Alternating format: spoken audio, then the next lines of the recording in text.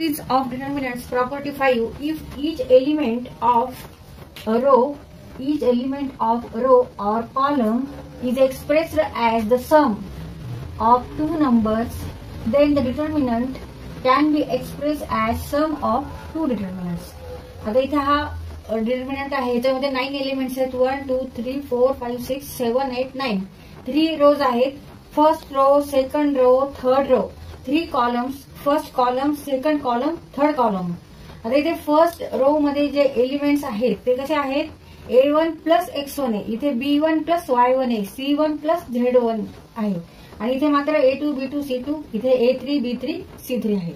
आता ह्याची व्हॅल्यू जर आपण काढली, समजा इथे ह्याची व्हॅल्यू D निघाली, तर ह्याची व्हॅल्यू इक्वल टू ह्या दोन डिटर्मिनंटची व्हॅल्यू. आता हे दोन डिटर्मिनंट कसे तयार केलेत आपण?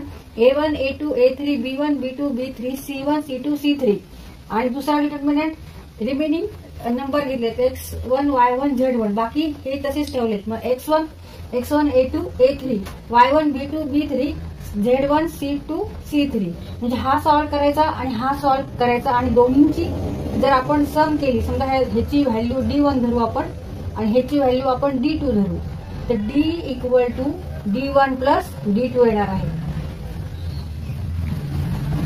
म्हणजे ह्या डिटर्मिनंटची किंमत बरोबर ह्या डिटर्मिनंटची किंमत अधिक ह्या डिटर्मिनंटची किंमत, आणि हे डिटर्मिनंट दोन डिटर्मिनंट आपण ह्या डिटर्मिनंट वरूनच हे डिटर्मिनंट लिहिलेले आहेत. इथे सम ऑफ टू नंबर्स आहे A1 X1. तर आधी आपण A1 घेतला, A1 A2 A3 घेतला, आणि नंतरच्या डिटर्मिनंट मध्ये हा रिमेनिंग नंबर घेतला X1 A2 A3 X1 A2 A3, नंतर B1 B2 B3 B1 B2 B3, आणि Y1 B2 B3 Y1 B2 B3 C1 C2 C3 C1 C2 C3, आणि इथे Z1 C2 C3. ह्याप्रमाणे आपण इथे फक्त काय केलेले, दोन डिटर्मिनंट तयार केले, त्यांची आपण मग व्हॅल्यू बघितली, ह्याची व्हॅल्यू बघितली, तर ती कशी येणार आहे? ह्या दोन्हींची सम म्हणजे ह्या मोठ्या डिटर्मिनंटची व्हॅल्यू.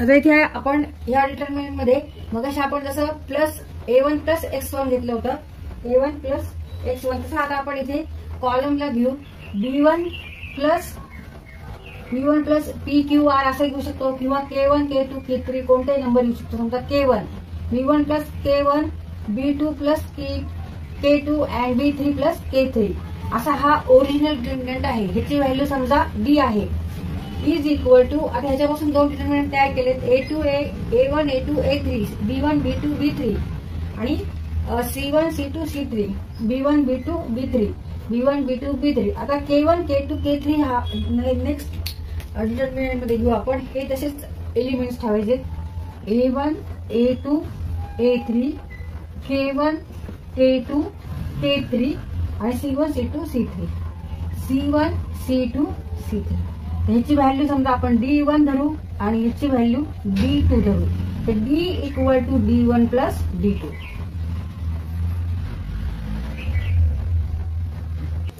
समजा इथे K1 K2 K3 च्या ऐवजी आपण PQR असे नंबर समजा लिहिले लेटर मध्ये, PQ प्लस R. मग इथे आपल्याला काय चेंज करावं लागेल? हा कॉलम चेंज करावा लागेल, PQR. मग ह्याची व्हॅल्यू इक्वल टू D2, ह्याची व्हॅल्यू D1, आणि ह्या मोठ्या डिटर्मिनंटची व्हॅल्यू D. मग D equal to D1 plus D2. Property